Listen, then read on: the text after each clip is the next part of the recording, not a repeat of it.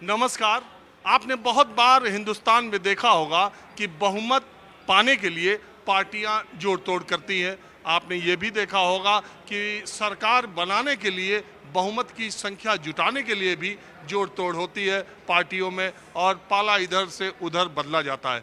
लेकिन शायद हिंदुस्तान की राजनीति में ऐसा विरले ही हुआ होगा कि एक सरकार के पास बहुमत से कहीं ज़्यादा विधायक थे, बावजूद इसके एक विपक्षी पार्टी में टूट हुई और उसके एक बड़ी संख्या में विधायक सरकार में शामिल हुए। और ऐसी पार्टी जिस पर तमाम तरह के आरोप सत्तानशीन पार्टी के लोग लगा चुके थे।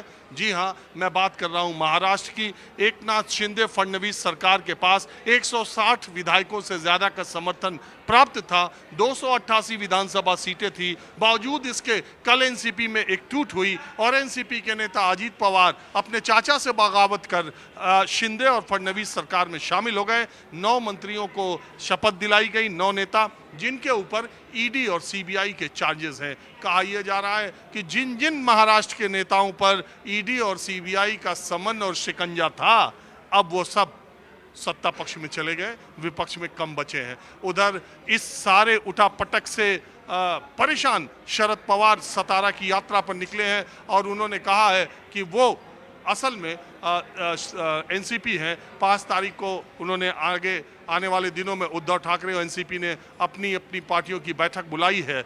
एक बात याद रखिएगा कि महाराष्ट्र की सियासत में जो बात शरद पवार में है वो उद्धव ठाकरे में नहीं है, तो खेल अभी बाकी है। मैं अभी दिल्ली में हूँ और मुंबई कल पहुंच जाऊंगा। माहौल क्या है अब आगे आपको मुंबई से दिखाऊंगा। लेकिन दिल्ली में मैं कॉफ़ी हाउस में आया हूं सिर्फ इसलिए कि आम लोगों को सियासत की वो पेचीदगियां और ख़ास कर महाराष्ट्र की पेचीदगियां समझ में कमी आती है। तो मैं कॉफ़ी हाउस आ गया जहां के लोग कॉफ़ी पर अक्सर सियासत की महीन चर्चा करते रहते हैं। तो मैं ज़रा इन्हीं लोगों से बीच जानना चाहता हूँ कि माहौल क्या है।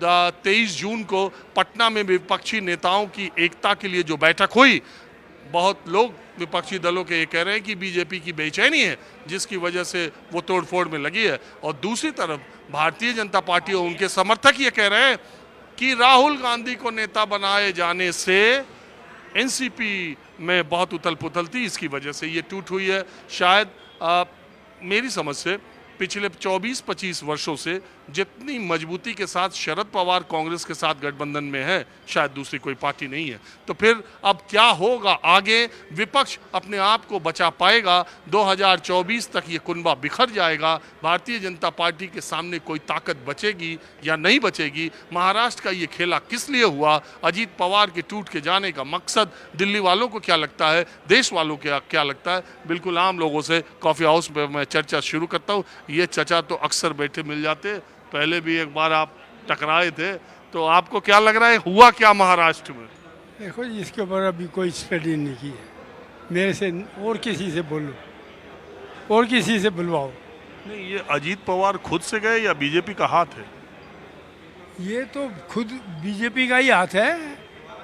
अपने केस सारे रफा दफा, अब वो ईमानदार आदमी बन गया। पहले करप्ट था, भ्रष्टाचारी था, यही कहते थे। यही कहते थे, और अब वो बिल्कुल क्लीन चिट मिल गई इसको। डाका डालो, किसी का कत्ल करो और बीजेपी ज्वाइन कर लो, सेफ हो गया।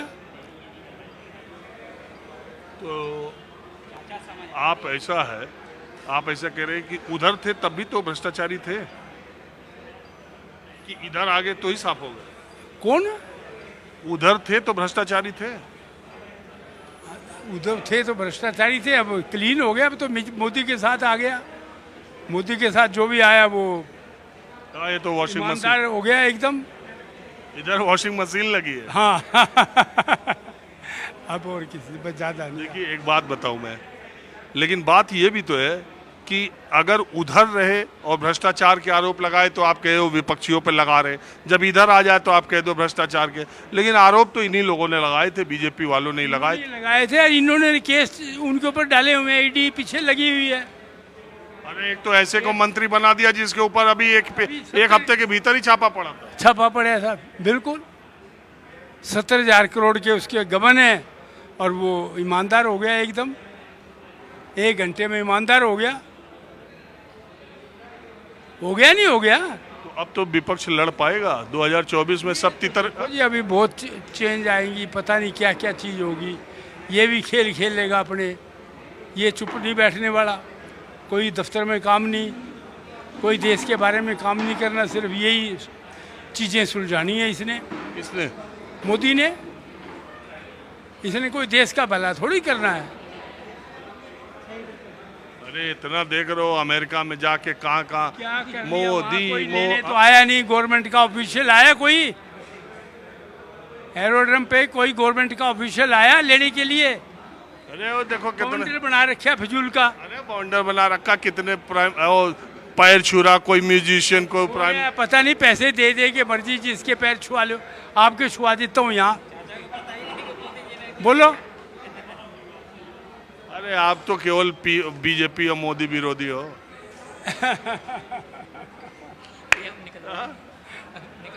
वही है देश में मोदी को टक्कर देने वाला। बड़ी दुनिया है, ये कहाँ से आया था? कहाँ से आया था ये? अरे ये तो 12 साल मुख्यमंत्री रह के अपना रिकॉर्ड। बेड़ा अगर करे वहाँ देखना क्या होगा, पता लगेगा भी। अरे आने के बाद 22 साल से वहाँ पे सरकार है, जब से मोदी आया है तो अब पता लग जाएगा।